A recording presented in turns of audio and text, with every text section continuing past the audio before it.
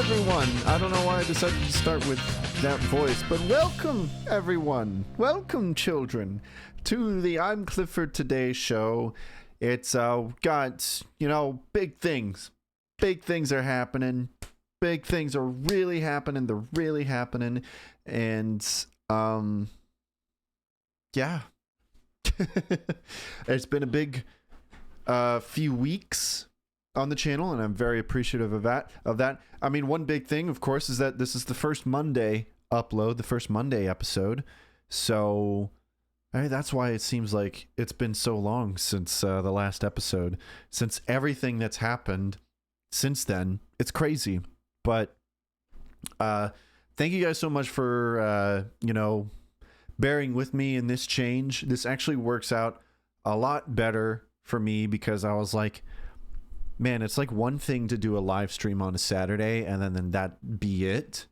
But when you're recording before the Saturday upload, when you're recording so that the episode is ready for Saturday, it's a bit harder for me to do.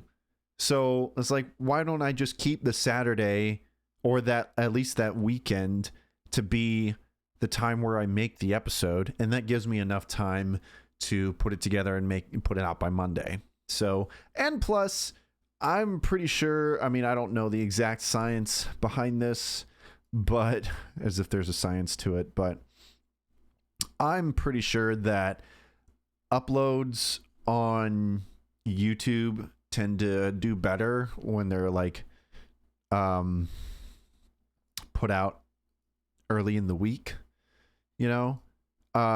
so I mean, we'll see, I guess. We'll see how this does, so yeah. So I guess before we get into it, I'll just do my little what we're going to talk about today. Of course, we're going to get into some heavy stuff.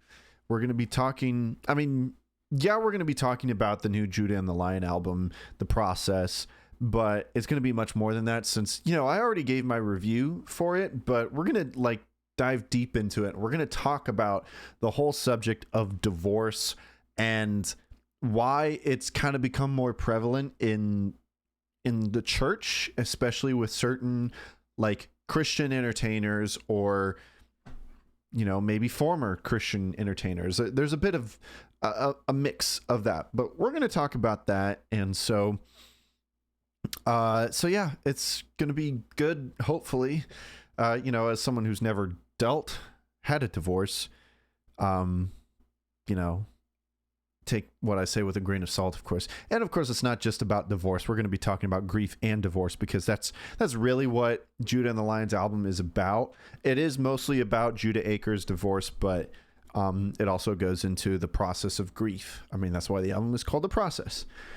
So we'll get into that. But first, our album of the week. We are joined by Three Sides Live by Genesis. It's just a good live album. In fact, it's like 3 different shows from Genesis, and it's good stuff. I really enjoy live Genesis. They're one of the few bands that I enjoy that I think that still sound really good when they're live. So yeah, all good. Podwood Forecast, we actually have a new episode out, finally. I know it takes forever for us to come out with a new episode, but we finally came out with our Spyro episode, where we talk about a video game franchise and series that both me and Mitchell love very much, and that's the Spyro the Dragon, more specifically the original trilogy, the first 3 games that came out on PS1. And we also talk about the more recent Reignited trilogy, which is basically their remakes of those original games. So we talk about both and how much those games meant to us, and it's a fun time. So yeah, don't forget that we also got I also got a new song on Sherwood Forest. It's called Disentangle. You can check it out on all music platforms. And I'm always in the process of making new music, but I plan on there being one more single out this year, possibly this summer. And I'm hoping to put out an EP this year. So keep your eyes peeled for that. All right, so we've got actually quite a bit of housekeeping to do because a lot has happened. I forgot that I closed my browser, and so I gotta open it all up again. Quite a lot went on these past couple weeks. Not only did we have our last episode about Corey Asbury and Reckless Love, but we also had the release of my video, I Went to Winter Jam, so you don't have to. And so I'm going to read off some of the comments that we got. So we're going to do that. I just got to find... There's a lot. You guys were very responsive about the Winter Jam video, so I very much appreciate that.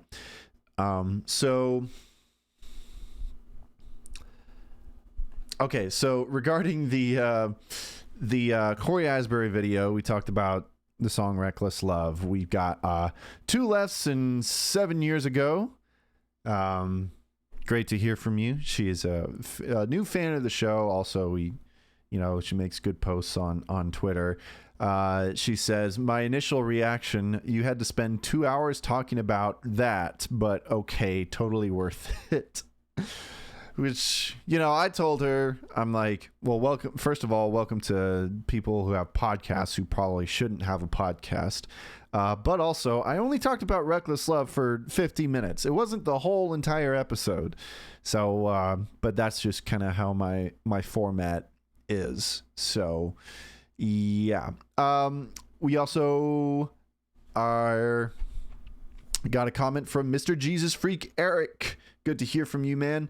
Dang, I just read your comment. Oh, yeah. So this was, he had commented a little while back, and I had mentioned to him about me being sick a while ago.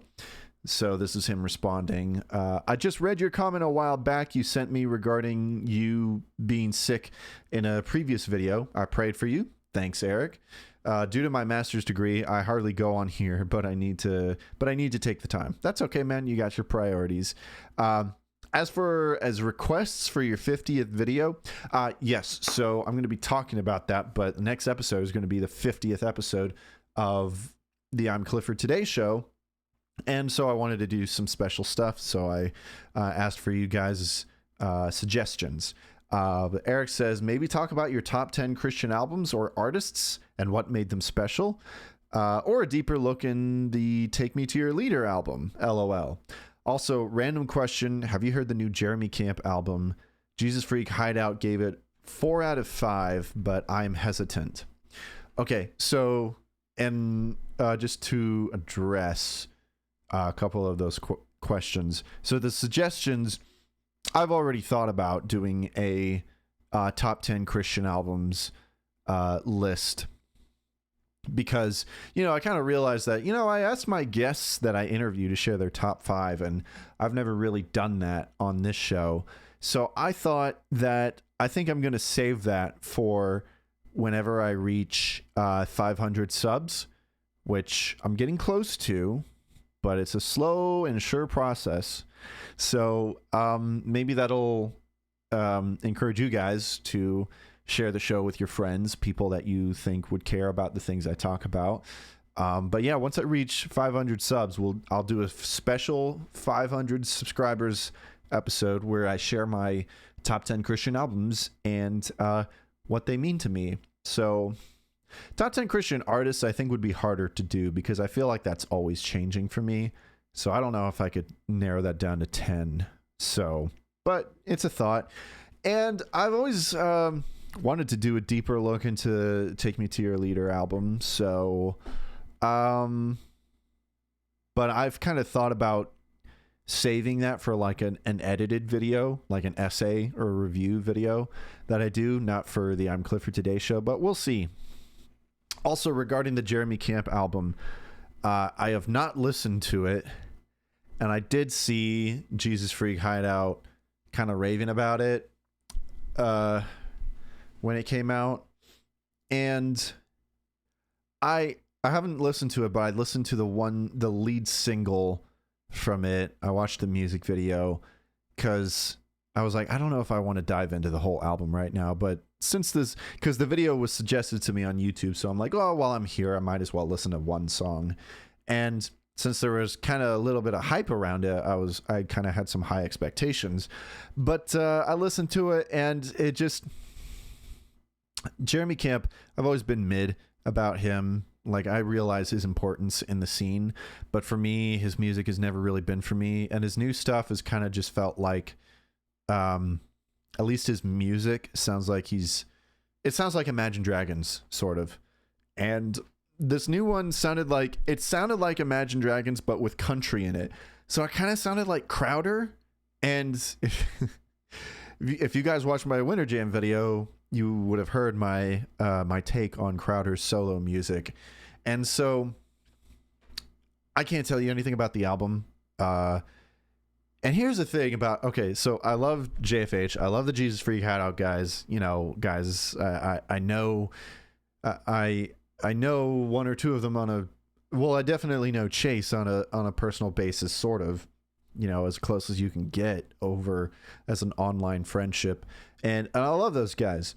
But something about one criticism I will give Jesus Freak Hideout sometimes is that sometimes I feel like that their scores on albums don't really represent their feelings. And maybe it's more of a subjective thing for me, because like I've read some of their reviews where like I'm reading it and I'm like, oh, it kind of sounds like they're a little mid on this album, because it feels like they both have an equal amount of positive things to say about this album, as well as negative. So I thought, like, oh, well, this might be like a 2.5 star or something. And then I see their score and it's like a 4 star. Where it's like, okay, I feel like your score is not really representing what you were actually saying in your review. And so on top of that, four stars from Jesus Freak Hideout doesn't always mean a lot to me. You know, I'll pay attention if it's like a 4.5 or a 5. Yeah, you know, and of course, you know, everything is subjective. So maybe they did actually really like this album, and you know, they felt like it deserved the 4. But I don't know. Don't hate me, guys. I love you guys all over at JFH, and you know, maybe they're right. Maybe I'll listen to it sometime, and I was like, man, this is better than a 4. I don't know. So, but yeah, those are my thoughts on that. Okay, and you know what? We're also before we get into the Winter Jam comments, let's check out the I'm Clifford Today channel. Oh, we got a few more subscribers too, which seems to be growing. If you guys are interested, you guys can check out my Clips and Highlights channel, where I post highlights and shorts and such of the show. If you guys are more into short form content, go check that out if you like. So I posted my quick reviews for the music that came out, and LRM 5195, because I talked about the new Maylene and the Sons of Disaster single. LRM says, seen Maylene a couple of weeks ago. Not gonna lie, the venue was practically empty. Felt bad for them. They deserve more fans. Dallas is an inspiration. And yeah, that is very sad to hear. And yes, Dallas, the lead singer of Maylene and the Sons of Disaster. If you guys don't know the story of Maylene and the Sons of Disaster, it's quite a mouthful to say. Dallas Taylor, I think I'm getting the name right. I hope I'm not getting them mixed up with another Dallas, but he was in a horrible accident, car accident where he was like bedridden for like a good number of years, actually. and it took him a long time to recover. And thankfully God healed him of that, where he was able to get back on his feet. But that whole time, Maylene and the Sons of Disaster had to be on indefinite hiatus, and so it was like, are they ever going to come back? And now they are, and so that's really exciting. They've had 2 singles already. And yeah, talking about the venue being empty, that reminds me of the one time that I saw Wolves at the Gate. Actually, not only did I see them, but I played a show at them. The story behind that is that my brother had this band. They were a local band, and I was kind of like the fill-in drummer. I wasn't a good drummer, but yeah, the show was in Peoria, which is not too far from us, and so they got that gig, and I was really excited about it. But the only people that were there were basically the members of the other bands at the show. And that was basically it. And I felt so bad for them. I think I ended up buying a shirt there, not only just because, I felt bad for them, but I actually wanted it because I was a big fan. And they were so cool. The guys were so cool, but I could tell that, they couldn't have been happy about that. But here's a picture of me and Nick Deddy, the screamer for Wolves at the Gate. They were super cool. They actually let me borrow their drum kit because I didn't have a drum kit at the time. So, but yeah, that's always kind of sad when you see when you go to see a band and like hardly anyone's there, and you're like, oh man, this is yeah. The same thing happened when I saw, they're kind of a guilty pleasure band for me. They're called Carbon Leaf, and they came to play at one of our town's like biggest venues, and like barely anyone was there. I felt so bad for them. Anyways, also I posted a video of me talking about John James announcing that he was producing a new record. It would actually be his first record. And 80s pastor dude, good to hear from you, good guy, says, I am very curious to hear what he comes up with. Me too. He also said, John James co-wrote most of the songs on the first 2 albums with Peter Furler, George Perdiccas. I've never really known if I pronounce his name right, or Sean Taylor. Those were older members of the Newsboys. He didn't write anything after that, which makes sense to me because, I've never really been the biggest fan of the Newsboys' early stuff. Not many people really are, at least not before Not Ashamed. It wasn't really. I mean, a lot of people will say this, but it wasn't really until Steve Taylor came into the boat. And Steve Taylor and Peter Furler kind of became the songwriting team for the Newsboys for a long time, and that's kind of why when they started sounding good. So that's kind of why I'm curious about what John James's music is going to sound like, because the music that he did have a part in writing wasn't my favorite part of the Newsboys, but who knows? And maybe he's going to collaborate with some cool people. Like, it would be cool if he got together with Steve Taylor and even Peter Furler and worked on that together. But we'll see. We'll see. And I'm definitely going to listen to it. I'm just happy for him as someone who's been really invested in his life story. Because of the documentary I've been working on for so long, that is never going to come out, it seems. This is just really I'm just really happy to see this. It's kind of like a cherry on top of his whole life that he's gone through. So yeah, anyways, cool. Very cool. Let's go back and let's talk about the Winter Jam video for a little while. You guys were very responsive to it, and I'm very happy about that. It was a fun video for me to make. I mean, yes, I suffered, but it was a fun video for me to put together. And I knew that I felt like people were going to enjoy it. I felt like people were going to enjoy seeing me suffer. But I hope that over everything, it brought something to the table, what I had to say. So yeah, so Suzanne,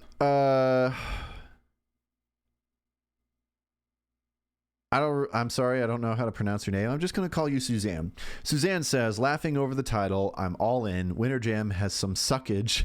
And I say that as someone who has gone to Winter Jam and loved it. Now, post deconstruction, reconstruction, not so much. Yes, we're pretty much in the same boat, and it's yeah, there was a time where like I loved it. And it was like one of the things that I looked forward to every year, and I don't know, I guess I grew up and it's just not for me anymore. Master Eth, hello Master Ethan, thanks for commenting on the video. I'm behind on a couple of your videos, I will say, because I've hardly had time to watch anything, but I'm gonna get to them. But Ethan says, honestly, I love these kinds of videos. I love them too. I've only done a couple of this kind where like I go to an event and I talk about my experience, and that was with the audio feed video, but that turned into more of like it felt like more like a documentary, because I was interviewing all the people there. This was more of like I was very inspired by YouTubers like Drew Gooden and Eddie Burback, who they've done a few videos where like the one that I think about is when Drew Gooden went to see Jake Paul's live show. And that's kind of like what I had in mind. Or like Eddie Burback when he like visits all the rainforest cafes in the country and does a whole video on that. So I felt like that genre of video was like perfect for this kind of thing. Like Winter Jam was perfect for this. I don't know what any other events I could go to that will be similar, where I can make a similar video. I don't know, because I've done audio feed and I've done Winter Jam. Anything else, like I guess there's like there's a couple other festivals, but they're like way out there. So but never say never, but thanks for chipping in, Ethan. 80s Pastors dude says, I don't know who half of these groups are. I am aware of New Song, not a fan. I like Seventh Day Slumber and Crowder. I like a lot of Lecrae's stuff. Yeah, that's about it. That DJ is doing what we do during lunchtime at summer camp for 12-year-olds. It's so true. He was, very very youth pastor DJ kind of guy. Not even DJ, but like the guy that goes up on the stage and gets all the kids hyped and like throws out t-shirts. He's pretty much using the exact same songs too. Very true. We have slightly better transitions. Yeah. I spent a whole section complaining about this DJ guy, but I mean, I'm sure he's a cool guy. I kind of felt like that maybe I was being a little too harsh on him, but like, man, Winter Jam is like, they're pretty high production. Like, say what you want about them, but they at least have talented people. They're supposed to have talented people working on their show. And then they hire this guy that basically, like 80s Pastors dude says, is like only good quality for like a youth camp or something. So anyways, we got Nick Gundy, who says, "Mwahahaha, at least we had each other. Thanks for tagging me along."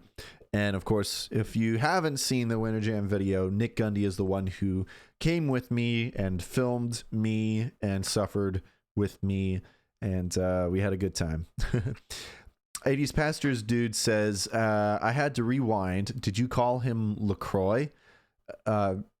Yes, because that's his name, LaCroix.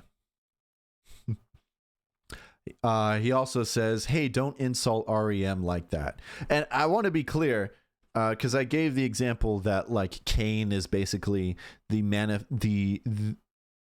real life version of REM's song Shiny Happy People. I actually like that song. I think there are a lot of REM's fans that don't like that song, but I actually do. and I love REM, most of their stuff. So no, that was not meant to be an insult to them, because I feel like that song "Shiny Happy People" is like a commentary on things like Kane, So yeah. 80s Pastors Dude also says, it's funny listening to a 20-something lament the recent past. Imagine how I, a 50-something, must feel. I mean, yeah, true. But you got to admit, things have changed a lot in the last 20 years. Like, things started, I mean, I know I sound like a, get off my lawn type of kid. I think I said that in the video. But I feel like it was like once the 2000s came along, things just kind of like started going downhill for Christian music, for at least mainstream Christian music. There's still great stuff being made, but it's just crazy to think like the 90s really felt like the last like most diverse and creative decade for Christian music, for mainstream Christian music. Don't get me wrong, we still got some great stuff, but it's usually the stuff that doesn't really get the attention that it should. But yeah, I just think that even for me, the music has changed a lot, and there's a lot to complain about. But yeah, I can't imagine what it's like being a 50-something and living through the 70s and the 80s, like, because that had some great music too. You had Keith Green and Larry Norman and everyone in the 70s, and then the 80s had some great stuff too. So yeah. Griffin Burns 102. Griffin says the Winter Jam Mafia coming for you. Well, I'm waiting. I actually didn't get a lot of hate for this video. Really nothing at all. I didn't even get any dislikes. And the video has close to 100 views. It's getting there. But yeah, no dislikes and no videos complaining about anything. So, which I was kind of worried that it would. I was almost worried that, because like sometimes when I put out a video, I never know how well it's going to do. Like, I wasn't sure, like the one little video on the Run-In song by Elevation Worship. I didn't know that was going to get close to 2,000 views. I didn't know that the Newsboys and Deconstruction video was going to it's getting up to 1,000 views. I kind of was like, oh, I think this video might blow up. And now it's only got like 100 views, which is good. And I'm happy for the response. I'm dying here. But no, I haven't gotten any hate or anything, It's like not to bring up the whole Derek Webb situation, but that was definitely a situation where I did not expect that video to blow up at all. It was just another episode for me, and I don't even think it was even that great of an episode. I mean, that's not why it blew up. People obviously were complaining about it. But yeah, sometimes you just don't know, especially when you're a small YouTuber like me. You don't know what video is going to blow up or what video is just going to do meh. So, but that's not why I do it. I do it because I love it. Anyways, LRM5195 says, I'll go if they can get the Jason Dunn era of Hawk Nelson back together. And yeah, I would be down for that. That would be interesting, especially he had this interview on the Labeled podcast not too long ago where he went through some stuff after he left the band, and so I'd be down for that, especially now since Hawk Nelson is not really existent. And I'm not even like, I was never the biggest fan of Hawk Nelson, to be honest. They always kind of felt like a lesser Reliant K, and I was a much bigger fan of Reliant K. But I would be down to see even that. But nope, it'd be too risky. And LRM also was saying in the comment and replying to his comment saying, imagine if they have a As I Lay Dying next year. They never would. There's no way. I mean, they're not even, I don't think you can say that they're even Christian, but you never know.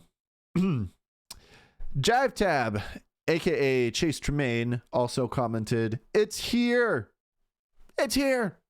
It's like the Michael Scott in The Office going, oh my God, it's happening. It's happening right now. Executus Prime says delicious. I didn't know how to respond to that. I just hearted it. Like, thanks. Glad you thought so. Chase Tremaine also said, oh my gosh, are you using the Attack on Titan score at 31 minutes? And what he is referring to is the moment where I get all emotional and like thinking about the years gone by of Winter Jam, and I use this like classical piano sort of piece. He said, you didn't put in the credits, where's my evidence? Also, I really enjoyed the song that was playing over the opening credits, and that song was Bad Day by Darwin Dees, which I'd been saving that song for a special video like that.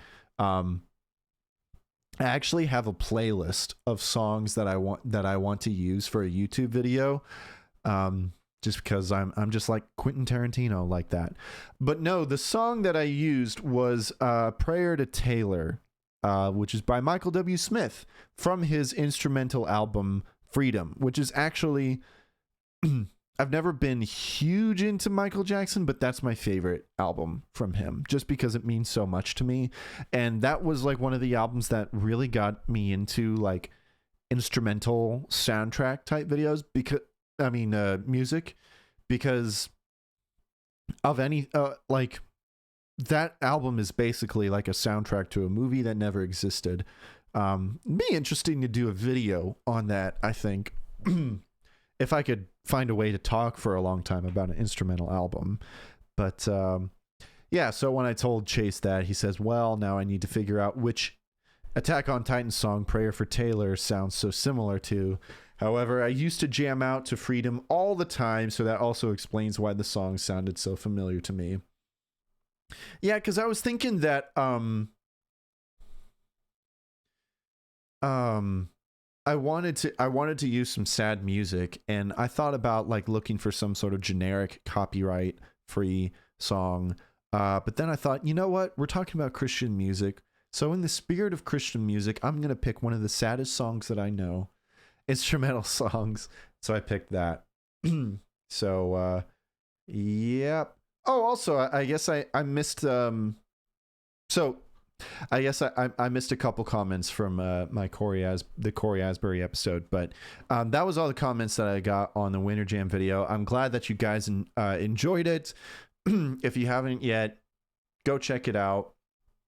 I'll be working on my next videos pretty soon. I'm kind of thinking about what I want to do, but yeah. So also going back to the Corey Asbury episode, Soul Kiss left a couple comments. He said, I love the Newsboys Going Public, Take Me to Your Leader, and the one after that when John James was their front man. I think you meant wasn't their front man, so meaning to step up to the microphone, because John James left after Take Me to Your Leader. It says, most Christian rock bands lose most of their members after 2 albums, I think, because the money wasn't big enough to leave home for so long, like Petra, GS Megaphone, and Benjamin Gate. Clifford did a great Australian accent. Thanks. Because I was reading John James's update or announcement in his voice. But yeah, I think it's very true. Like a lot of people, you know, when they're in a band and then they get signed or whatever, I think they try to make sure and see if it's something that'll work for them. But of course, you know, with most bands, it doesn't always happen right off the bat, and so you kind of lose the ones that aren't really in it for the long ride. Sorry, I'm just having a rough time.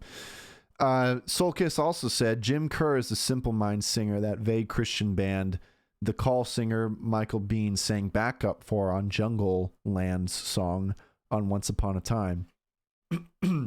Which I was talking about Simple Minds because John James's voice really reminds me of his voice. Jim Kerr, I guess, is his name. But I did not know that Michael Bean sang backup for a band with him. Or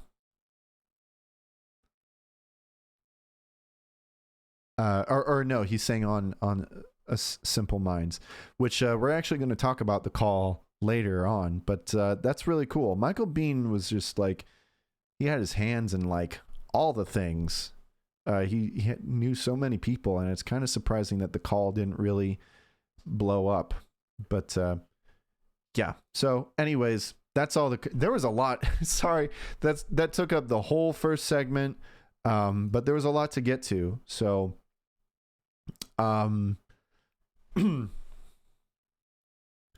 so thanks guys for the feedback as always. I really appreciate it. Couple of things before we go into a break.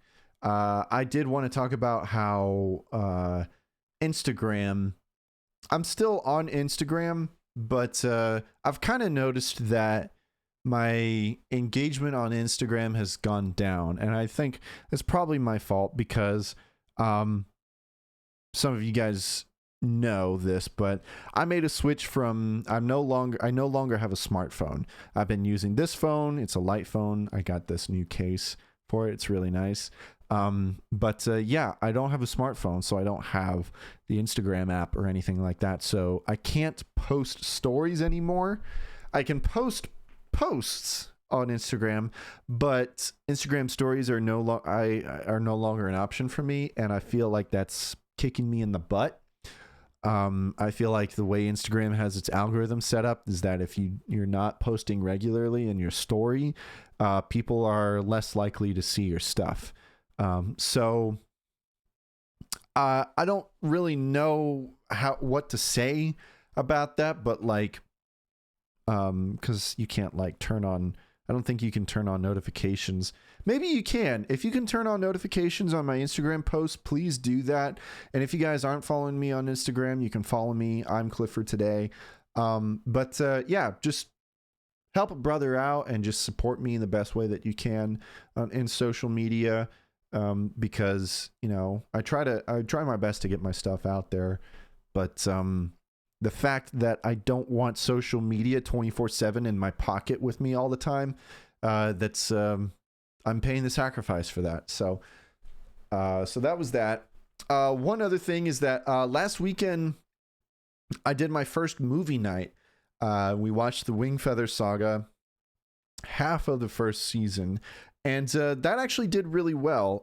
Not many people really chimed in for the actual live stream, but it did kind of well after the live stream. So we're gonna be doing that again, and we're gonna finish season 1 on June 8th at 7 p.m. Central Time.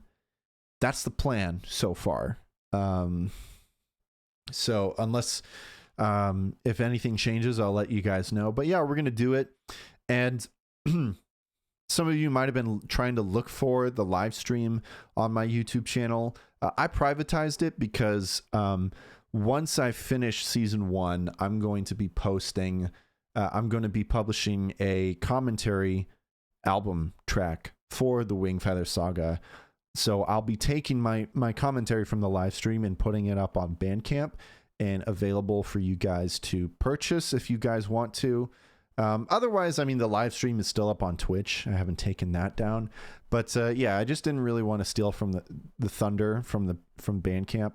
So hopefully that's not an issue for you guys. I didn't think it would be a big deal or anything, but yeah, so June 8th, this Saturday, we'll be doing that, continuing that, and once season 1 is over, once we finish that, I'm pretty sure season 2 will be available for people to watch, and so we'll do that as well.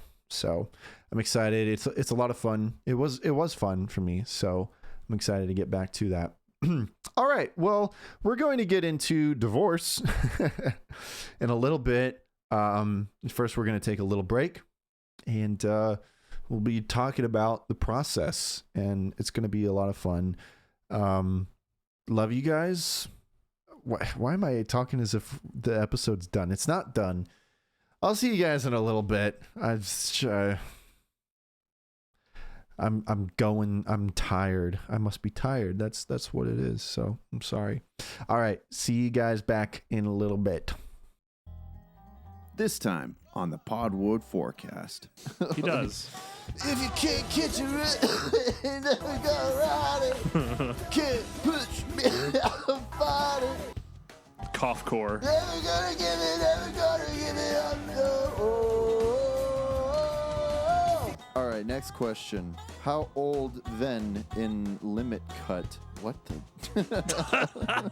4. No, that is not an option. Anyways, I was at lunch and I have like a very strong memory of legitimately getting in a fight with another kid. Not like a physical fight. We were like sitting, just like arguing over Flying who was fists. like a bigger Spyro fan. And one of my reasons for being the bigger Spyro fan was I told him, well, purple's my favorite color.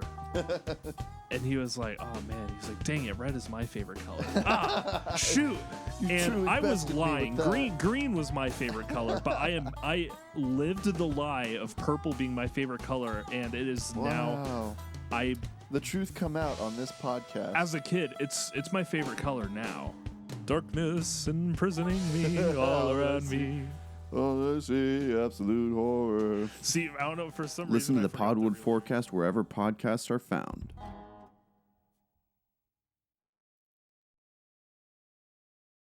Guys, I just got done with a video call interview for the show, and I have to say that it was like the smoothest experience ever.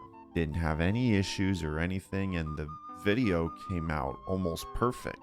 And do you know why? It's because I used Riverside. Riverside is your online recording studio where you can record a conversation with any guest online. You can easily record podcasts and videos in studio quality from anywhere, all from your browser or their mobile app.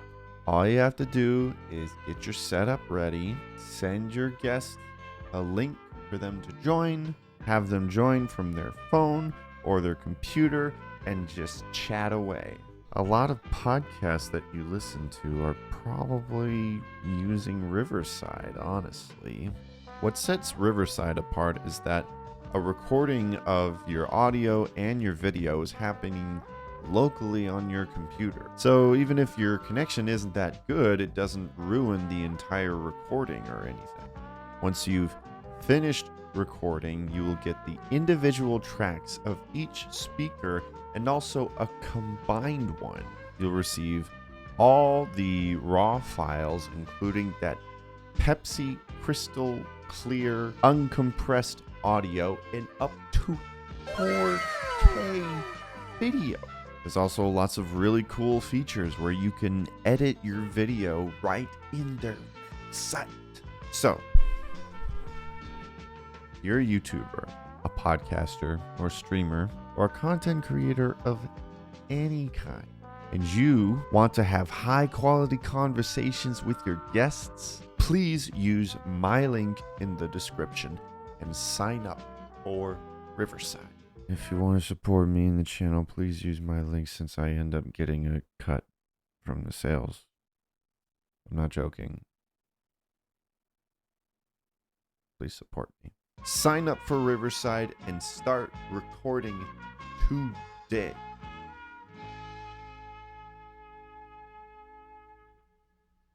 Hey you. Are you a Christian artist, musical artist, or a musical artist who is a Christian? Well, you got music. You got music that you made. You got music that you're trying to get out there. Do you want it to be on my show? Well, it can be. And here's how. You go to the link in the description, submit a form, fill that all out, send me your music, and we'll get the song of your choice on this segment, the Spotlight segment, and the whole world will hear your music.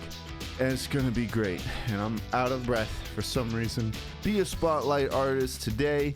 Maybe not today, in the next episode. But it's gonna be fun. It's completely free. All I ask is that you promote the show, promote the episode that your song is on, and that's it. That's all I ask. But I want to support you. I want to support other Christian artists and get your stuff out there. So, yeah. Let's do it, baby. Spotlight artist, become one. Be it. Yeah. That's the ad.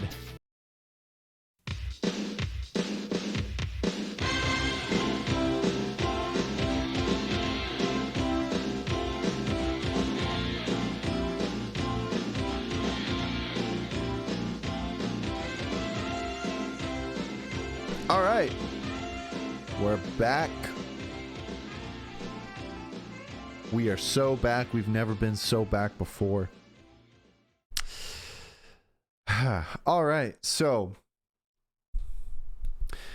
what we're going to talk about, it's been something on my mind for a little while, and I'd been thinking of ways to talk about it, and it just never seemed to be the opportune moment, and it just never seemed right, but Judah and the Lion, I think, has given me a good excuse to talk about this. And it's just something that I've been noticing, that there kind of has been, I don't know what the statistics are like. Maybe I could have done that research, probably, but there seemed to have been an uptick in divorce lately amongst Christians. At least it just really felt like a lot of people that I knew and paid attention to were going through a divorce. There's like a handful of them, but it just kind of, it was enough that it felt like a trend, sort of. And so I was like, man, should I talk about that? But I didn't really know how to talk about it without it being like gossip. And that's the last thing that I really wanted.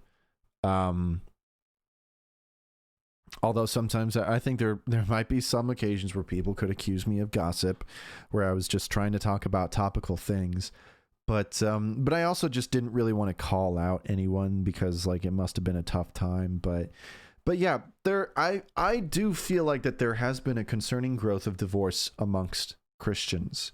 And we're going to talk about Judah Aker in a little bit, but and I'm not even really counting like some of the ones like Derek Webb. That was a long time ago when he and Sandra McCracken divorced, and that hardly even counts for me because Derek Webb is no longer a believer. And so but there was stuff like that. There was also Tim Lambesis, who, it's kind of up in the air about whether he's still a believer or not. And I'm not even talking about the wife that he tried to hire a hitman to kill. And if you want to learn more about that, you can watch my As I Lay Dying documentary series. But I'm talking about the one that he ended up marrying afterwards, where they met in prison. Or no, it wasn't in prison. It was while he was in prison, and they connected somehow. But they divorced. So, yeah, I don't really know what's going on with all of that. But one other one that was kind of surprising to me, it was not too long ago. It was Levi McAllister, otherwise known as Levi the Poet. And you guys might know that I've been a big fan of Levi's stuff, at least his early stuff. Levi, I'm not really sure. I don't know where his heart is at, where his faith is at, because we talked about it a while ago when I watched his documentary. But he was involved in Mars Hill, and when Mars Hill's church collapsed, basically, it really affected his faith. And he had his whole album Cataracts that was basically about that. And he kind of seemed to be going, especially in the evidence of his posts on social media, a lot of progressive Christian ideology, not excluding posts like quotes from Richard Rohr, who is a very progressive. He's kind of the father of modern progressive Christianity, in my opinion. Excuse me. But yeah, I haven't really been sure where he's been at with his faith. And it was a couple years ago that he announced that he and his wife were having a divorce, and he made a whole post about it. I'm sorry, I'm hiccuping for some reason now. I'm trying not to be gross on this show, but Levi the Poet posted on Instagram saying, "A year ago, we signed divorce papers over Starbucks and Pedialyte. Got them notarized at FedEx, began lives after death. I'm ready to say it out loud. I am not sure why now, other than that it feels right, and I've been learning to trust that in me. I didn't plan for anything to coincide with an anniversary, but the calendar is another synchronistic thing in a series of gentle nudges in this direction. People have asked throughout the year. I've told the truth to those of you who wondered. Hard to hide it at the shows when I know that half of the LTP, many of you have grown accustomed to seeing out here isn't around. You get to meet the dog she got me anyhow." So many people have supported that us for so long that I know that I can speak for the both of us when I say thank you for that. I knew there'd come a time when I'd say it, but I'm glad I waited. I'm thankful for the people who have been present in the in-between. Never knew a body could feel like that. Never could have imagined how deep a heart goes. Life is nothing like I thought it was. It's worse, it's better, it's uglier, it's more beautiful. I love Brandy and she loves me. I have a deep and abiding respect for her. To my surprise and increasing sense of awe, that has only grown. She's been my best friend and more for 16 years, a whole half of my entire life. I wouldn't trade that for anything. I'm thankful for it all. I'd live it all again. Goodness and beauty show up in all kinds of true places. I've learned a lot about love and letting go, a lot about seeds that die to blossom. The blossom is beautiful if you want it to be. Believe that or don't. Just know that I do. We learned how to do a million things together, including, in the end, and perhaps the greatest gift of them all, becoming human. I am deeply grateful for her life and my life and our life and this life, and with the heart of a cheerleader who can hardly believe the kindness we've received in one another's presence throughout these years, or the journey we've learned how to wish one another well on, can honestly say that from this vantage point, I am just proud of us." Sorry, I probably didn't even really have to read all of that. A lot of that was just, extra stuff. But yeah, so that was very surprising to me, and I'm not going to speculate. I don't know their situation. I don't know why they divorced or what. I mean, one could speculate about, the fact that he has gone a little bit more progressive in his ideology. Maybe she wasn't comfortable with that. I don't know. But it's sad to see. And there are other examples, like I hesitate to bring this up because I know people have strong feelings about this person, but YouTuber Steven Crowder, conservative YouTuber Steven Crowder, has been going through a whole divorce situation there. And according to him, it has been against his will. And that's very key to what we're talking about, is an unwanted divorce. Speaking of YouTubers, because we're not just talking about musicians and such, I want to talk about Christian creatives. But some of you might know this person, Julian Smith. He was a very popular YouTuber back in the day. He made a lot of sketch comedy videos. And while he wasn't really overt about his Christian faith or anything, his content was always like clean and family friendly. Up until like more recently, I think his any video that he comes out with is a little bit more edgy, just a little bit.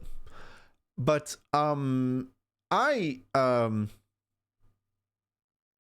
guess we've never known for sure whether he actually is a Christian or not, but I kind of always assumed, because I had this a youth pastor, who actually became a pastor of a church that I went to. He used to be in a band, actually, and a worship Christian band, and he said back in the day, Julian Smith directed one of their music videos, and he was a guy that worked at this church as like their video guy. And so that's kind of like why there's that speculation that he did at least have a Christian background, and just based on the fact that a lot of his content was very clean in a time where YouTube content was very edgy at the time. So Julian Smith, who has not really been posting YouTube videos that often, recently posted this video giving a sort of update about his life, and he shared with his audience of a recent divorce that he went through, along with a bunch of other like very heavy stuff going on in his life. But he shared about an unwanted divorce that he was going through. And a big reason why I bring up Julian Smith was because he recently made a song through his music project B Story. And he made a song that, while he wasn't like, hey guys, this is a song about my divorce, if you watch the video that he posted and then listen to the song, you're like, oh, I know what this is about. This is about his divorce. And I'm actually going to talk about that song later on. We're not just going to talk about the process, but this is all to say that it's been kind of concerning for me how divorce has kind of become a trend amongst Christian creatives, or at least ex-Christian creatives. And I've even seen it in people that I know in my personal life, people that I knew to be Christians and to be, believers. And then now all of a sudden they're divorced, So, but the thing is that I don't really want to talk about, this video isn't going to be a talk about what I think about divorce. I mean, I'll just get this out of the way. I don't like divorce. I don't believe God likes divorce. But this is not a discussion about whether or not divorce, or divorce under particular circumstances, is a sin or not.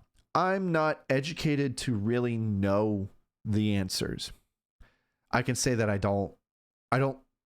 I'll say that I don't like no-fault divorce. This is kind of a recent thing where like anyone can divorce someone. I think it's the woman can divorce a man without giving any evidence as to why. You can just get divorced and that's it. I also don't believe that feelings are a good reason for divorce. If you're a Christian and if you're married, you've made a covenant, and you can't just divorce someone because you're not feeling the love anymore. Which I empathize with anyone who feels like that they're stuck in a marriage where their feelings aren't reciprocated, where like they feel like the love is gone, whatever. I'm sorry, but that's still not a good reason to get divorced. I mean, there are plenty of reasons. I'm not really going to get into them. I mean, yeah, there's abuse, there's physical abuse. It's probably a good reason to get divorced. But marriage should be a covenant between a couple through life and death. Are there good reasons to divorce that aren't a sin? Yes. What they all are, I'm not really sure. But that's not really the point of this video. What I can say is that the increase in divorce lately, especially in the church, is a clear sign of where society has been heading. In society, marriage is no longer valued or held sacredly. So it's just a fact that divorce happens and it exists. That's all I'm really trying to say. Divorce happens. And sometimes, especially in a time of no-fault divorce, it happens to us when it is out of our control. How do we react to that when it happens? That's basically what the point of this video is. It's like, it's not whether to argue whether divorce is right or not. It's just the fact that it happens. What do we do when it happens and it's out of our control? Well, Judah and the Lions, the process is literally what it says. It gives insight to how Judah Akers dealt with his divorce. And I guess I didn't really get into that, but yeah, a couple years ago, Judah made this post on social media talking about how he and his wife had been divorced, and again, it was against his will. It was undesired divorce, and there wasn't really anything that he could do about it. And then this album comes out, and also, it's not just about the divorce. Apparently, there were 2 people in his life that lost their lives, and so that was just kind of like piling on top of this. But the whole album is formatted into different segments. It's divided by interlude tracks, all titled the different stages of grief: denial, anger, bargaining, depression, and acceptance. Most of the tracks preceding those interludes deal with those different stages. So we're going to get into that, because I feel like that while I don't think that this album is perfect, I think that it is a good album that really dives deep into the process of divorce. Not just divorce, but of grief,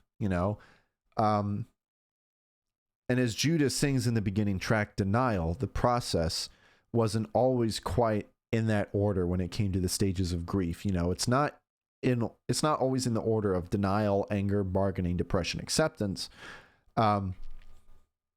He says in the opening track, Denial, this wasn't linear. No, it wasn't step to stepping. The process, for me at least, was just a perpetual progression. Because just when I thought that I had accepted it, I just sink into another depression.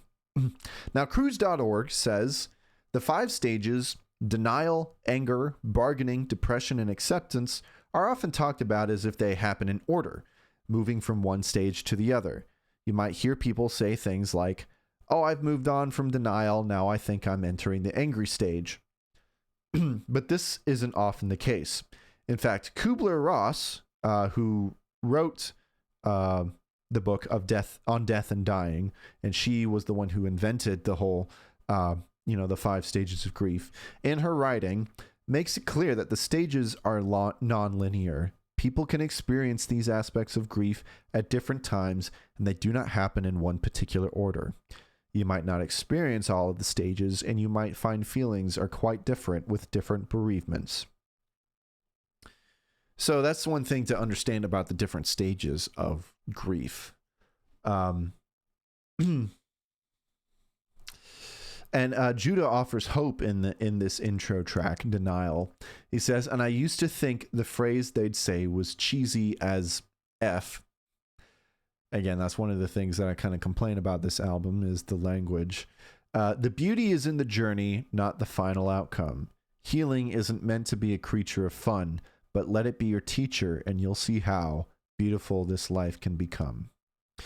So when we're getting into the stage of denial, Healthline.com says, "Grief is an overwhelming emotion. It's not unusual to respond to the strong and often sudden feelings of pretending.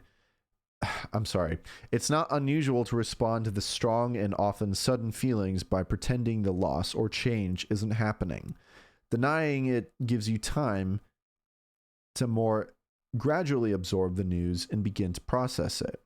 This is a common defense mechanism and helps numb you to the intensity of the situation. As you move out of the denial stage, however, the emotions you've been hiding will begin to rise. You'll be confronted with a lot of sorrow you've denied. That is also a part of the journey of grief, but it can be difficult." And something else that I forgot to mention, that like grief doesn't always have to be about death, about someone dying in your life. In fact, Kubler-Ross, when she wrote On Death and Dying, it was actually about people who were dealing with the fact that they were dying. But I think grief is more about the loss of anything. And even Healthline.com says that it doesn't have to be about death. It can be a terminal illness diagnosis. It can be a job loss. And it can be a breakup or divorce. So considering all this, the lyrics to Heartbreak Syndrome make sense. And I'm trying to let you know that you don't really need the space. You thought that I would smile as I watch you walk away. And all our friends try to get me to explain. I just wanna hold her close, tell her everything will be okay. I just wanna hold her close. The chorus says, I'm in denial. It's been a while since you checked in with me. You missed my birthday. I put on a strong face. Why am I your enemy? And in verse 2, he sings, I'm at Cafe Rose by myself 3 nights a week, and I'm trying not to text you to follow your boundaries. Thought that I would be the one you'd always need. You don't look me in the eyes as I cry on my knees. You don't look me in the eyes as I cry. So this is Judah basically trying to come to grips with the fact that this has happened, that the divorce, I mean, I don't know at what point in the divorce process they were at, but like the divorce is happening or is happening or has happened, and she's gone. You know, they're not married, they're not together anymore. And so, but speaking of Heartbreak Syndrome, that's the name of the song. Heartbreak Syndrome is actually a real thing, but it's actually called Broken Heart Syndrome. It's Takotsubo cardiomyopathy, or broken heart syndrome, is when the heart muscle becomes suddenly stunned or weakened. It mostly occurs following severe emotional or physical stress. The condition is temporary and most people recover within 2 months. And Judah says in the song that I got diagnosed with heartbreak syndrome. The doctor told me that I need to handle the stress. So it seems that like Judah in this process actually did suffer whatever this condition was, the heartbreak syndrome. So that just shows that it was just a very real and visceral experience for him. And in the song FLA, Judah still seems to be holding on to that belief that things weren't over and that they could still save their marriage. He says, let's just start over. We could move to LA, even though you know I effing hate that place. I try not to quit, but I can't take this anymore.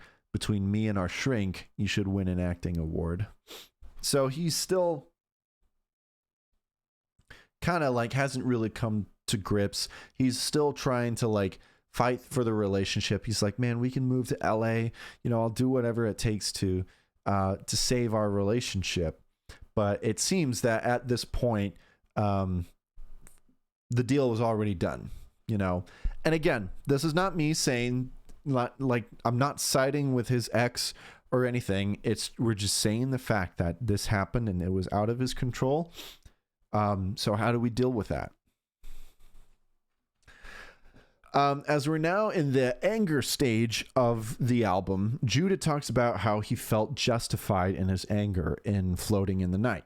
And the anger felt good for a season. Picking fights with my friends for no reason. And all of this over drinking doesn't mean that she's coming back home. I don't want to sugarcoat this. Stop dumbing down all my emotions. When it just sucks when you're holding on for your life to a rope that's just floating in the night. Now, lines like "stop dumbing down all my emotions" seems to be a response to friends telling him that he shouldn't be angry, or that he just needs to get himself together or something like that. Now, anger is a natural feeling and can tell us something about ourselves, such as our insecurities and why we're feeling hurt. So it shouldn't be stifled, but it should be controlled and it should be dealt with. Because, you know, like, we've all seen the bad effects of anger that is uncontrolled and untethered. But we even know from the Bible that anger is not a sin. God gets angry. That doesn't mean it's wrong. It's what you do with that anger that really matters. And anger, like I said, can be helpful for trying to navigate why you're upset. You know, some people don't even know they're upset, and then they feel angry, and they're like, why am I angry? I should do some self-evaluation, figure out why. Healthline.com says, where denial may be considered a coping mechanism, anger is a masking effect. Anger is hiding many of the emotions and pain that you carry.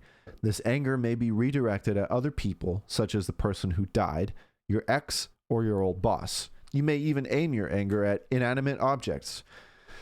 While your rational brain knows the object of your anger isn't to blame, your feelings in that moment are too intense to act according to that. Anger may mask itself in feelings like bitterness or resentment. It may not be clear-cut fury or rage. Not everyone will experience this stage of grief. Others may linger here. As the anger subsides, however, you may begin to think more rationally about what's happening and feel the emotions you've been pushing aside. And in Floating in the Night, Judah mourns in the midst of his loneliness. He says, I don't know how to let you go. When did it go wrong? Why did you leave me alone? So it's very real emotions that are happening right now. And I know it's kind of very like cliche and like, I don't know, postmodern to say like, oh, your feelings are valid, you know? But I mean, it's true in a sense that like, you shouldn't let your feelings dictate how your reality is, but your feelings are real feelings and they help you navigate what's going on, you know, deep down inside. And going back to Julian Smith in his B-Story song, it's called I Tried to Tell You I'm a Weirdo. Julian expresses his hurt through his anger. It's clear that he has strong feelings for his ex, and he's deeply hurt by her choice. I know that it's over. We saw all the signs. You're saying I hurt you, but you hug me like it's 2009. I'm hearing things through the grapevine, but I know the truth. It's stranger than fiction. I'm still not over you. I tried to tell you I'm a weirdo. No doubt about it, I'm a weirdo. Yeah, hi, it's me, I'm the weirdo. But I'll never be the deep fake. And in verse 2, he said, you're packing your suitcase, set out for the drive. I'm blowing your phone up. Did you make it alive? In the bridge, he repeats the lines, far from perfect, but we could have gone farther. So both Judah and Julian are both expressing some very deep emotions that, you know, that are fueled by anger, you know, and I completely understand that. And I think the biggest reason why I'm resonating with this topic so much is because I recently went through the ending of a very close relationship myself. No, it wasn't a divorce, and I'm not saying that, I'm not comparing I'm doing my best not to compare my experience to anyone who's gone through divorce, but you know, Healthline.com was saying that grief can be caused by the breaking up of any relationship, divorce or like a real relationship. But yeah, it was someone that I was dating for 2.5 years. And that's a long time to be dating someone, especially since, you know, we were talking about getting married in it, and to us it was a reality that was going to happen. I hadn't proposed to her or anything, but it was going to happen. And the relationship was broken off against my will. And I listened to this album, to The Process, and I listened to I tried to tell you I'm a weirdo, and I'm just like, man, I kind of resonate with this a lot. Again, I'm not saying that it's anything close to how a divorce feels, but to me, it kind of felt like that. And it has taken me a long time to process that, because it was about a year ago that this happened. And so that's kind of what I wanted to share. It's been it has been a long process of healing for me, because I'm reading, in research for this video, and like going through all these stages of grief. It's like, oh man, yeah, I was going through that. So yeah, that's why I think that's why that it means such a great deal to me. It's because I understand. I have some idea of what it's like to have been with someone for so long and really feel like that you were in love, and then all of a sudden it's just not that way. So but yeah, I'm okay. I'm saying that it has been a process for me. I'm gonna keep saying this word, and I don't mean to, but yeah. So as we step into the stage of bargaining, Judah belts out what I think is one of the most gut-wrenching tracks on the album, Starting Over. I sold off all of the things we bought together, all of our dreams and all of our old college sweaters, and I brought out all of our skeletons in the closet, pointing fingers at your trauma and me, the child of an alcoholic. And I don't know if it even helped me with the closure, but I suppose I'm getting closer, starting over. Verse 2 says, down in my heart I tried to find some direction, filling up my head with another antidepressant, and it ripped me up more than I'd care to admit it. I looked you in the eyes and I told you you'd regret it. And I don't know if these songs help the getting over, or if I'm just getting older. I'm getting older. And Healthline.com says, during grief, you may feel vulnerable and helpless. In most moments of intense emotions, it's not uncommon to look for ways to regain control, or to want to feel like you can affect the outcome of an event. In the bargaining stage of grief, you may find yourself creating a lot of what if and if only statements. And that seems very obvious with this song, and Judah seems to be having a lot of regret and wishing that things were different. Like, if things were different, things could have been different. It would have ended up differently. He's realizing the mistakes that he made in the relationship, and wishing that things had ended up differently. And I forgot and I made a deal with the heavens. Forgive myself meant that I'd have to accept it. And I got a new spot and I thought that it would fix it. And if I'm being honest, I wish that you were in it. When I look back now, it's not with the anger, just sad as hell, 'cause you're a stranger. You're a stranger. Healthline.com says, it's also not uncommon for religious individuals to try to make a deal or promise to God or a higher power in return for healing or relief from the grief and pain. Bargaining is a line of defense against the emotions of grief. It helps you postpone the sadness, confusion, or hurt.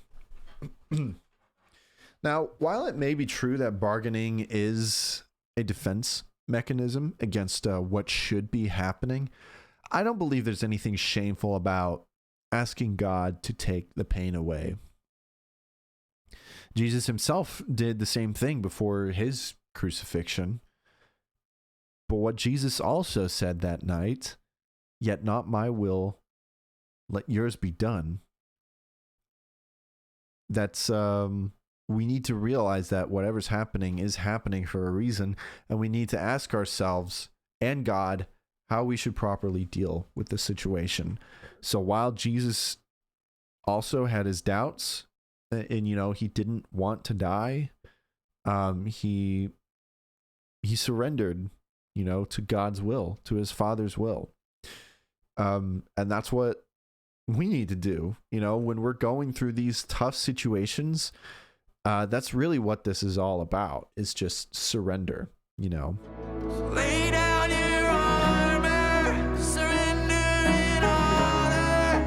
You can be free when you leave it behind. Try being stronger, held on for longer. You can be free when you leave it behind. And yeah, that's the thing that I've also had to deal with, is letting go of the anger and the hate, and just giving it all up, and surrendering to God, because he's the one who's going to get you through this situation. Well, I mean, there can be ways for people who aren't Christians to get through grief, but I think as a Christian, it's important to realize that if it's happening in your life, it means that there must be a lesson in it, that you have to try to realize what God is trying to teach you in that situation, because that was the difficult thing for me, is after that all happened, it felt like the past 2.5 years before were such a waste of time. It was like, what was the point of all of that? And I had to realize that, no, you can't just brush it off as like something that shouldn't have happened. It did happen, and you have to ask God, why did it happen? What was I supposed to learn from that? And that's hard. It's tough. But it's very important. It's an important part of the process. All right. Now we're talking about depression. Fun. This part of when I was researching depression as a stage in the stages of grief, is a lot less dour and depressing, for lack of a better word, than I thought it would be.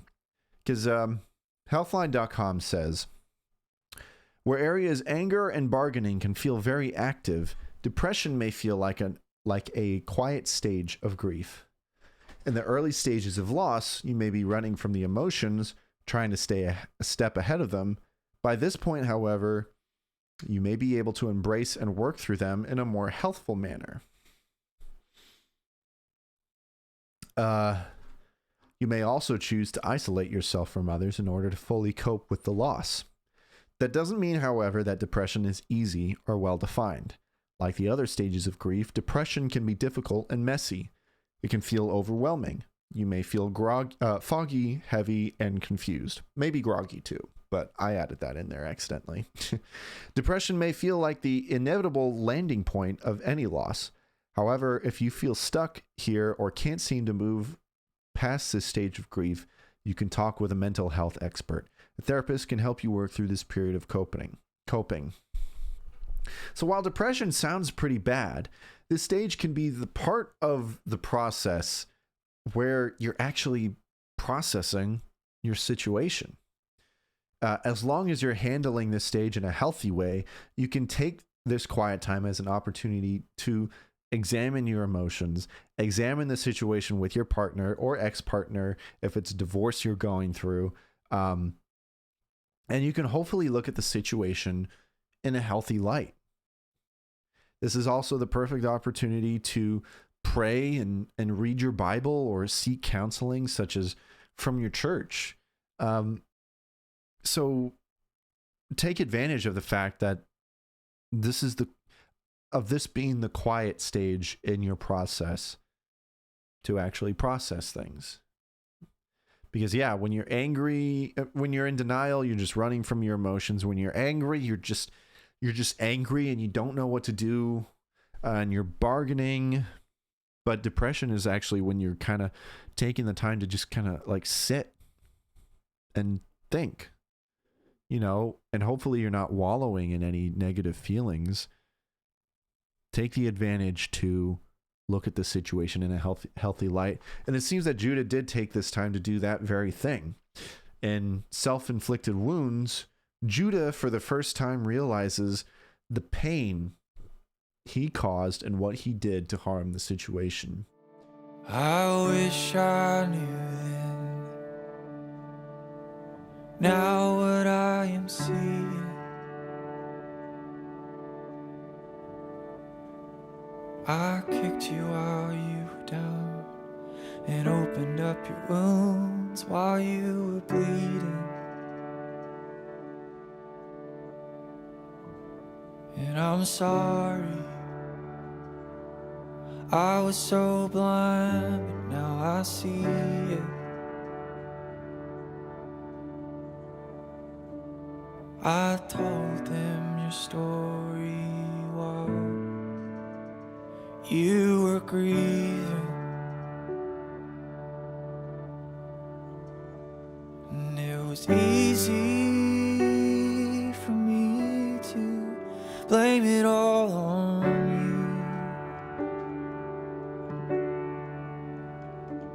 you. Never looking in the mirror, 'cause I couldn't take the truth.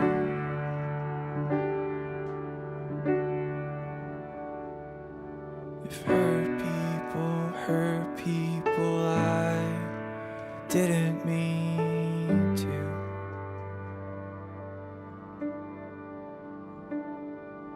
And nothing quite hurt like these self-inflicted wounds. Even in this song SIS, Judah has the first interaction with his ex that is mentioned in this album. He expresses where his heart is at and what he's struggling with, and they have a healthy discussion about what they've been going through. This sucks, but I'm here again. I hope it's okay to tell you where I've been. And I don't have the words to say where it hurts, but it just never ends. And I hope this isn't a way too old, but I don't have anywhere else to go. Then she said, don't underestimate these feelings you got coming up. Don't give them too much credit, 'cause they'll start to lie when they won and when the tough gets going. Might as well go and get tough. You're my brother, if you don't got me, then who do you got? You're not a burden, I'm glad to know, 'cause it seems like a lot. I swear to God, my heart is breaking with you right where you are. And if I could, you know I would crawl straight through the phone and punch your face, 'cause you know that you're never alone. And then I cried, I wiped my eyes, said I was coming home. So one of the things that I've struggled with concerning this album is, am I in agreement with this divorce? No. I mean, I don't know the situation. I don't know the ins and outs. I don't know why she got divorced. I don't know what the problems. I don't know, who was right and who was wrong. I don't know. And it's not my business to know. But generally, I'm against divorce with exceptions, of course. So it feels weird to be happy about this sort of reconciliation he's having with his ex, because it feels like I'm affirming their divorce. Like, he should still be mad at her, right? Like he's not wanting the divorce and she wants the divorce, and it's just yeah, she should stay with him. But when I think about it, when God teaches us things like forgiveness and loving those who hurt us and not holding on to our anger, isn't the best thing to do when, after you've done everything you could do to maintain the relationship and the marriage, and your significant other is still wanting the divorce, isn't the best thing to do as a Christian to forgive and to love that person? What else can you do, honestly? You definitely don't have to still be involved with that person, especially if you don't have kids with them. No one is saying that you still have to have an active role in their life. I mean, you're divorced, that's that. But, and you still don't even have to think that the divorce was okay, honestly. But at the end of the day, since the whole situation is out of your control and you can't force anyone to do anything against their will, I think God wants us to forgive and let them know that you forgive them and still care about them. Because that's what Christ does. Otherwise, you're just holding on to a grudge. You're holding on to your anger. And the Bible is very clear that God is against that. It would only hurt us. And you can't heal properly. I mean, it sucks, yeah. And divorce sucks. And it shouldn't be a thing. I mean, it should be avoided at all costs, in my opinion, if you can. Again, with exceptions. Sorry, I'm putting an asterisk there because people are going to get all mad in the comments, be like, oh, you think that no one should get blah, blah, blah. Like, no, that's not what I'm saying. I'm saying with exceptions, but I'm just putting a little asterisk there because I don't know all the right exceptions. I'm not experienced enough in that. But anyways, I think that overall, Christ calls us to forgive and to love, even if the person divorced you, and even if the person doesn't love you. I think that message is very clear in the song, Only Want the Best. I was blind to all the signs. I cried my eyes out when I told your papa that I tried my best. I crossed my heart and hoped to die. I gave my pain a sweet goodbye, so only love was left. I know you got your point of view. Now you know I've got mine too. I want the best, I only want the best for. I want the best, I only want the best for. I want the best, I only want the best for you. And that is the perfect transition into acceptance. Healthline.com says, acceptance is not necessarily a happy or uplifting stage of grief.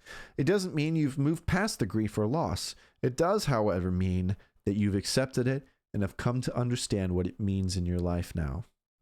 You may feel very different in this stage. That's entirely expected. You've had a major change in your life, and that upends the way you feel about many things. Look to acceptance as a way to see that there may be more good days than bad. There may still be bad, and that's okay. I like all the juxtapositions that Judah uses in Long Dark Night, all the pain he had to go through to find healing. He even talks about dying to himself to find life.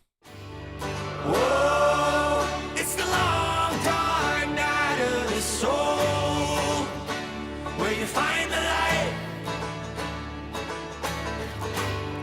Whoa, it's 6 feet deep where you gotta go to come alive.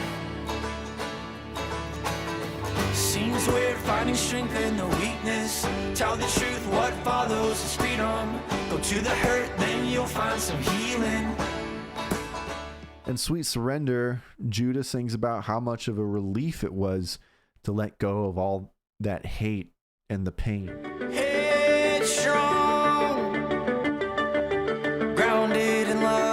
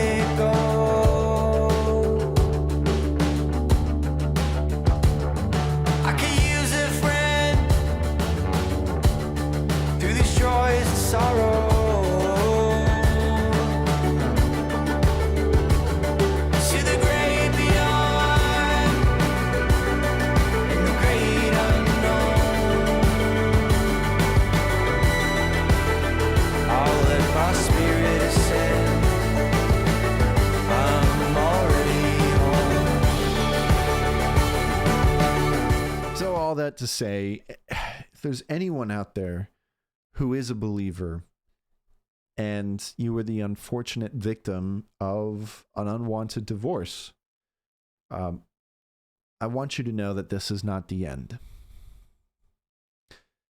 You don't have to hold on to the hate, the anger, the pain. What you're feeling and going through right now is real and natural. No one blames you for feeling upset about the whole situation, but you don't have to stay there. You know, God died on the cross to show that it is possible to forgive. It's possible to forgive those who wronged you. No matter, I know you probably feel like that you've given so much love, and this is what you get back in return. I mean, think about how Christ feels. No one said that you have to, you know, think that it's okay for what they did. I mean, that's kind of the vibe that I get with like the Levi the Poet marriage and everything, divorce and all that. But no one's saying that. But I think it's very clear that Christ's message is to forgive and to love and to move on. I mean, again, no one said that you had to like bring them back into your life or anything like that, but you can let go and let go of that anger and forgive. Because in this day and age, you know, with no fault divorce and anything, there's nothing really that can be done, especially when they've made up their minds. You can't control people. You can't make people stay with you. And so when there's someone who's made their choice to not be with you anymore, there's nothing you can do, really. So the only thing that you can do is to forgive, because it'll only hurt you inside to keep that, to hold on to that. And so I think that's the big lesson that I get from the process. Again, it's not a perfect album, but it's resonated with me so much, and I feel a lot of the emotion that he goes through. And it's very cathartic to hear him singing about the forgiveness and the love. Because that's challenging for me too. And I think it's beautiful. Yeah. So I don't know. Let me know you guys' thoughts. I don't really have anything else to add to that. This album just really stood out to me. And so I felt like, you know, again, like I was feeling that there's been a lot of divorce going around. And so I thought that talking about this album was the perfect opportunity to talk about that. And I'm praying for all those individuals that I mentioned that are going through that stuff and are going through other stuff in their lives. Pray for them, and let's pray for this generation, because I think it's true that marriage is no longer as valued as it used to be in this day and age of hookup culture and, you know, free sex and everything, or free love. I forget what they called it in the 70s. Free love. Yeah. Let's pray that, our society brings value back into, marriage and, traditional values. But let's also keep in mind those who have had to face that without, you know, they've had to face that through no fault of their own. I mean, maybe there's I can't say that there's no fault. You know what I'm saying. So yeah, I think we'll close that discussion. Let me know, guys, your thoughts on it. I'd love to know. Just comment in the comment section. And yeah, sorry, I know that this was a deep conversation, but I felt like it was important enough to talk about. So, yep. I also wanted to add that, you know, again, this album isn't perfect, and not really the biggest. I didn't mention this before, but not the biggest fan of, I think it was in the song Long Hard, Dark Long Night of the Soul. Which one was that? Long Dark Night. Not really a big fan of him mentioning just like smoking weed with his friends. And I don't know, maybe that could mean that it's something that he doesn't do anymore. It was just something that he did to cope with all of his problems, but that's another nitpick that I have. And I don't know, we could get into the weed conversation, but as far as my extended knowledge, not extended knowledge, but from my own personal experience, not really a fan of weed. But, you know, that's not really a conversation for this show. Anyways, it's time for you guys to hear my humble opinion on some new releases of music. And we're going to get into that. We got some big releases that happened in the past couple weeks. And so I want to talk about them. We've got the brand new self-titled album from Matt Kearney. My history with Matt Kearney is that I was a huge fan. I loved songs like Ships in the Night, Closer to Love, a lot of his hits.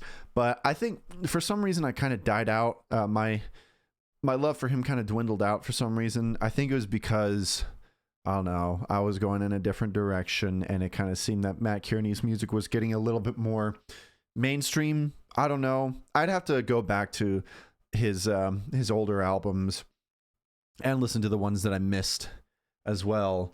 But you know, he was releasing some singles out for this new album, and I'm like, you know what? I'm going to give him a listen. And I don't know what it was, but a lot of those singles just really hit home for me, you know? I mean, yeah, his music isn't like the deepest thing, but it's just really fun, cozy music, you know, that you just can't go wrong with. And I feel like he gets pretty personal with this album. I mean, I think it's interesting that even though this isn't his debut album, this is the album that he chooses to be self-titled, which is interesting. But yeah, even though these songs are like pretty surface level, like pop, like acousticy indie rock poppy sort of, which is not a diss on it at all. I'm just saying, there's a lot of the songs get pretty deep. Like, it feels like a lot of these songs are directed towards his wife and talking about, you know, his love for her. And, you know, the beginning track, Headlights Home, he's talking about how much he misses her when he's out on the road. And so yeah, and like Drowning in Nostalgia was another favorite single of mine, where he's talking about someone who's like really dealing with, struggling with the ghosts of his past, you know. And I don't know, it's just even though it's pretty deep, it's also just a really cozy album. It kind of has that summer afternoon kind of vibe, you know, that's kind of similar to like Tyson Motzenbacher's Someday I'll Make It All Up to You. It's kind of a summer afternoon sort of vibe for me. I hope that makes sense. But yeah, you can't really go too deep with this album, but I really enjoyed it. And it's, you know, with some albums, you know, it's just all about them vibes. And Matt Kearney's self-titled definitely has those vibes. So if you were a Matt Kearney fan before, definitely check this out. And, you know, if you just want some easy listening that'll just get you going through your day, I recommend this album. So yeah, definitely check it out. Still feels like so bad. Taste on my lips, swinging your hair, ball in your fist. All right, and now this is the big release, I feel like, for many people this year. We have the new album Clancy from 21 Pilots, and you know, this is the one that everyone's talking about. And I have to say that I have some particular hype for this album because you know, I was pretty excited for it with a lot of the singles leading up to it.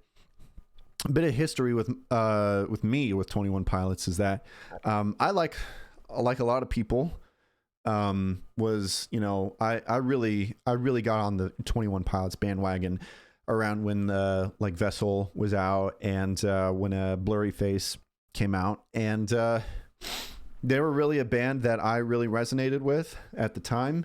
It was all about the lyrics, but also just the fun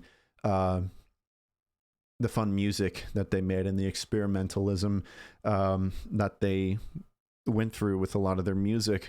And not really sure exactly what happened, but there was some point where I kind of grew tired of them. Couldn't really explain why, but I was kind of dying out of them for my love for them up until when Trench came out. And Trench for me was like, life-changing. Maybe not life-changing, but Trench was like the album that got me back into them. I love that album. It's my favorite album from them. I just loved how dark it was, and it felt like a lot more mature and consistent for them as a band. And then Scaled and Icy came out, and I really was not a fan of that. It kind of felt like that they had taken a few steps back to just like, I don't know. I just didn't like it. There were a couple of songs from Scaled and Icy that I really liked.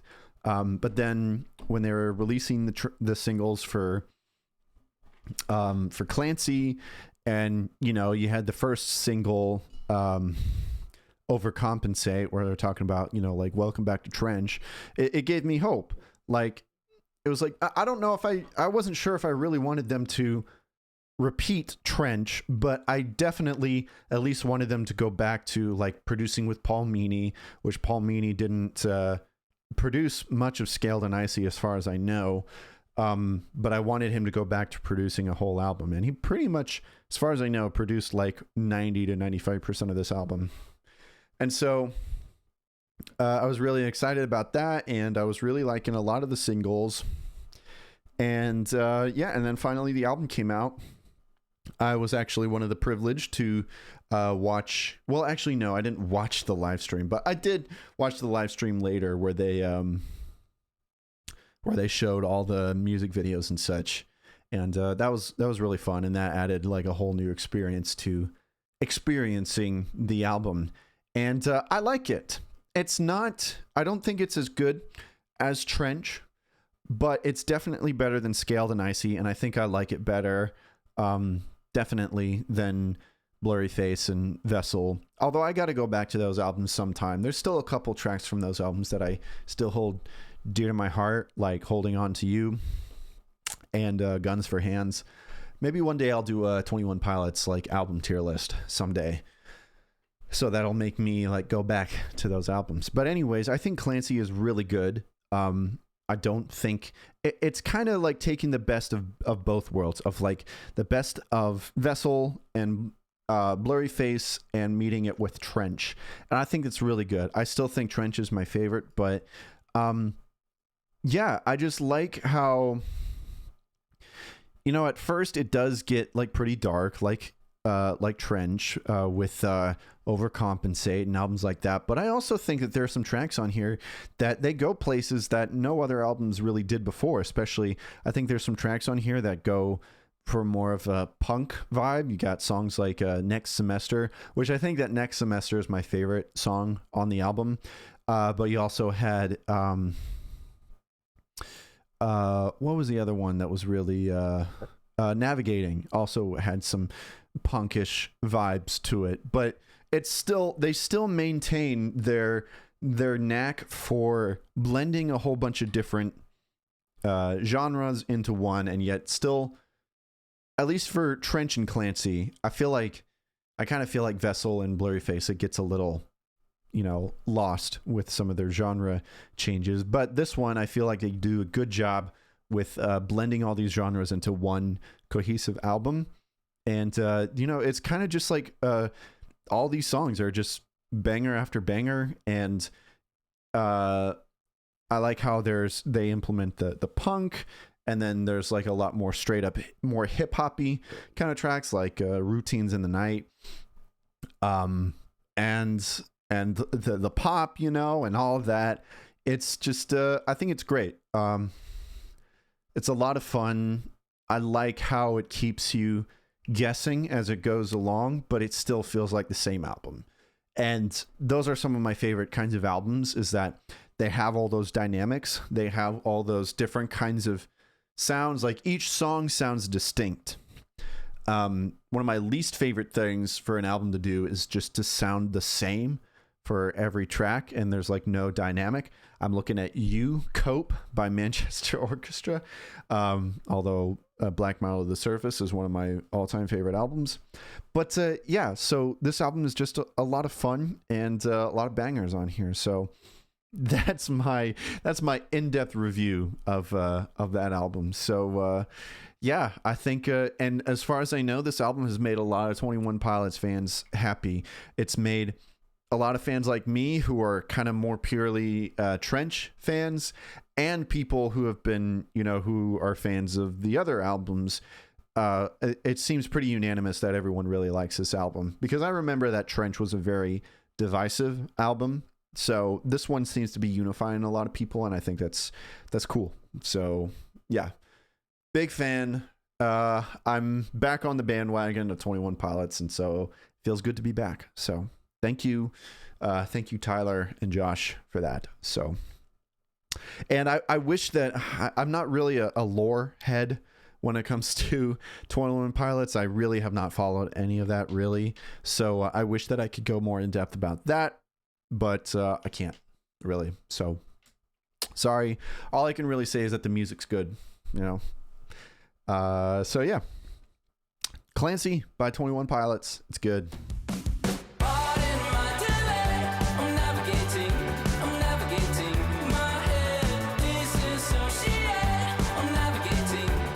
All right, one exciting release for me, because I'm a huge fan of this guy. Josh Garrels has a new single, and it seems that he's pulling I'm pretty sure he's pulling a Gorillaz song machine and releasing each track off of this album as it comes out, and just releasing every track off of the album until the whole album is out.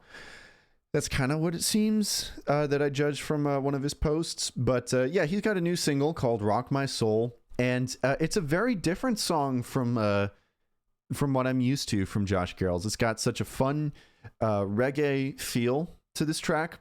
I love the tasteful saxophone. It's a different kind of feel for Josh Garrels, but it really works for him. There's one thing that I've always been worried about with Josh Garrels, is that he sometimes, I've felt that like he's been in the danger of being kind of locked into the same genre, like indie singer-songwriter genre. But this album this track was very different for him, and so I commend him for that. So it's a lot of fun. It's a perfect song of worship, as Josh thanks God for all of his goodness and everything he's done for him. So yeah, I'm excited for the rest of the singles after this. So far, we're 3 for 3 of these singles. And yeah, Rock My Soul by Josh Garrels. Check it out. You rock my soul in your love.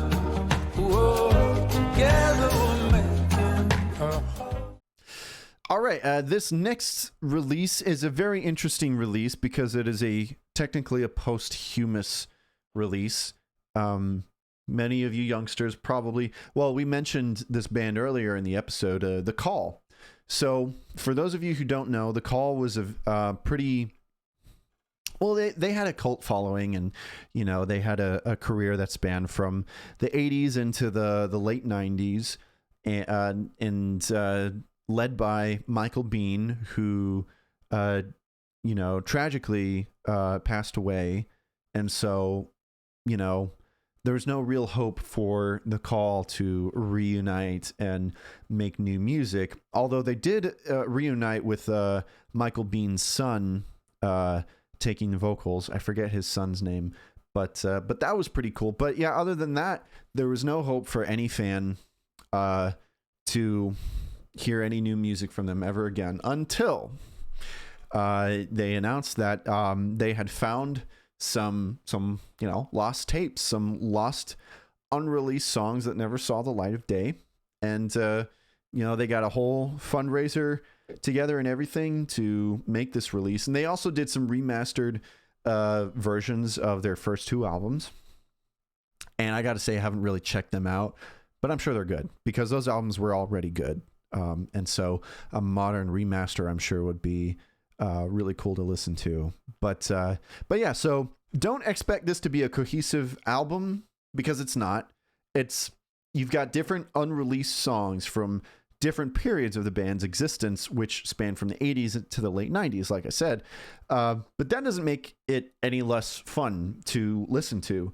The masters sound great, although some of the tracks have that old tape kind of sound to it, which, you know, is unavoidable because they're literally old lost tapes. They're not just tracks that were just found on a computer. They were actual recordings on tape from back then. So they're going to sound like that. But I think that aspect is more charming than distracting all of a sudden because, you know, yeah, I can't imagine being a fan from way back then and then suddenly being able to hear brand new tracks from one of your favorite bands that stopped making music years ago. And there was never any hope for there to be any new tracks because, you know, the lead singer passed away. So that's really fun to think about. I mean, of course, I am a more recent fan. I only just kind of started getting into them within the past couple of years.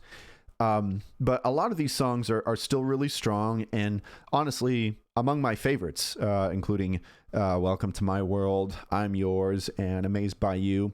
Michael Bean's voice gives these songs a melancholic strength that makes them soar.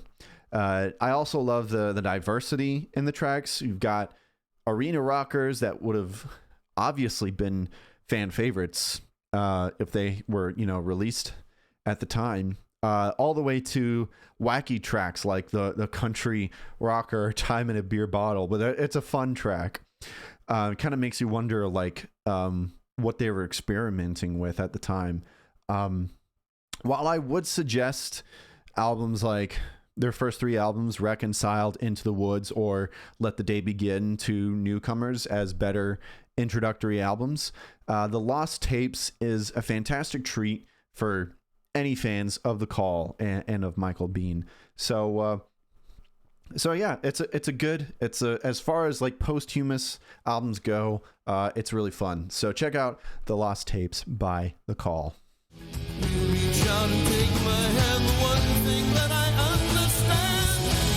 I'm yours. All right, so we're getting to the end, and it's been a fun episode. Always a fun episode. I hope you guys like the Monday uploads. Let me know what you guys think of it, if it works for you doing the Monday uploads. Next episode is going to be the 50th episode of the I'm Clifford Today show.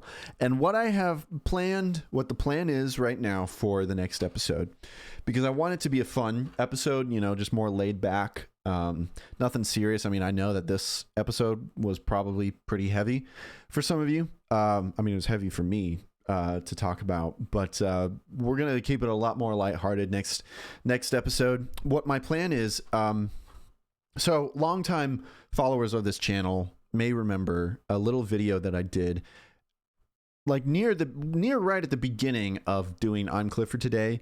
I did this video where I basically reacted to those Way Nation videos where they quizzed both like Christian artists and staff members at Way Nation. Although they changed their name, I forget what their name is changed to. They quizzed them on like Christian songs. The one that I did, I believe, was specifically Christian rock songs. And someone had left a comment on one of those recently, and I was like, you know what? I haven't done, like, I had always kind of planned to do like more of those, and I never did. And I saw some recently, and I think there's a Newsboys one that I haven't watched. So that's what I'm gonna do for the next episode. Plus, I thought that this would be a fun idea to get a shuffle playlist of all my videos and react to them. And it'll be like any one of them. It could be like my older videos, and like it could be like my way older videos. And I'm not going to offer commentary on any of that. Won't include the show's episodes. I'm talking about like the actual videos that I made. So I think that will be fun to like offer any commentary on those and to react to those. Maybe there may be some videos I haven't seen in a long time. So just kind of like, I'm not going to watch every single video all the way through, of course, but I think it'll be fun to just like kind of watch them for a little bit and then offer some commentary. So that's the plan right now for the 50th episode. If that sounds stupid to you, you can always leave a comment and leave a suggestion. But for now, that's what's going on. So yeah. Also wanted to talk about, like, you know, I finished, you know, I did the Winter Jam video that's out there, and I'm not currently working on any videos right now, not actively. And I guess, you know, again, there's the John James video that is on indefinite hiatus. Don't worry, I'm going to get to that. But I had a couple ideas for what I'm going to work on next. And I do know that, like, once audio feed comes around, I'm going to do a video, a sort of like man on the street video where I quiz because my plan is at audio feed to do a sort of t-shirt giveaway, but the t-shirt giveaway is going to be quizzing people on guessing CCM songs. And so I thought that I would film that and, you know, make a video of that. And I thought that would be like a fun way to, like, just a fun look, sort of like, this is what I was up to at audio feed sort of video. Because I'm not going to do another documentary because that's already been done. So, but so you know, when that comes around, I'll be working on that and editing that. But in terms of like a big project, the ideas that I had a couple ideas, and one of them I feel like is going to take a lot more research than the other one. The first idea that I had, I kind of teased in my interview with Master Eth, because we were talking about audio dramas, and I had teased that I had always wanted to do a video on just like Christian audio dramas in general. Because I've done videos in the past about like certain types of media that Christians are not great at. Like, you know, I had my Christians suck at making video games video. And I also mentioned how, you know, Christians are kind of bad at making movies. But there's always been one media that I've thought that Christians just somehow just own the market on, and they have since like the 80s and 90s, and that's audio dramas. And so I thought it would be cool to talk about that and to talk about a lot of my favorite audio dramas and just like give my thoughts on them. And that would include things like Adventures in Odyssey, focus on the family radio theater, which there's a lot just in that, because you've got like the Chronicles of Narnia, you've got a lot of the classic adaptations they did, you had their originals, like the Father Gilbert Mysteries and the Luke Reports. So I'd talk about that, and then I would talk about the Augustine Institute Radio Theater, which is actually, because Focus on the Family Radio Theater is no more. So Paul McCusker, who is basically like the main director behind that, who directed most of them, he moved on to Augustine Institute Radio Theater and made a lot of productions for them. And so I'd love to talk about those. And then, of course, you've got some other like lesser known ones, like there was a Left Behind series one, and then you had a lot of more obscure kids ones like Down Gilead Lane or The Pond. And what was that other one that Master Eth did a video on that I somehow never knew about? But either way, I think that would be really fun to do, but it would take a lot of effort because I would want to listen to a lot of those shows, like re-listen to them and, you know, regather my thoughts on a lot of those. So that would take some time. So I want to do a video on that, and that might even be a really long video, but that's okay. On YouTube these days, you can release a 4-hour video on YouTube and it's fine. So I think that would be fun, to finally make my longest video yet, which I think at this point is the audio feed video. I could be wrong, but and that's not including. I wonder how long my As I Lay Dying video series is if I put them together, which I've thought about actually putting those together into one video and adding a sort of like epilogue to kind of like give the update on what's happened since then, but that's going to be later. The other idea that I've had, and this has kind of always been on my list of videos to make, is to make a documentary about the artist Front Porch Step. Now, for those of you who aren't emos at heart, you might not know who this artist is, but he is an emo acoustic artist who started out secular, and then he got saved and has been making Christian content.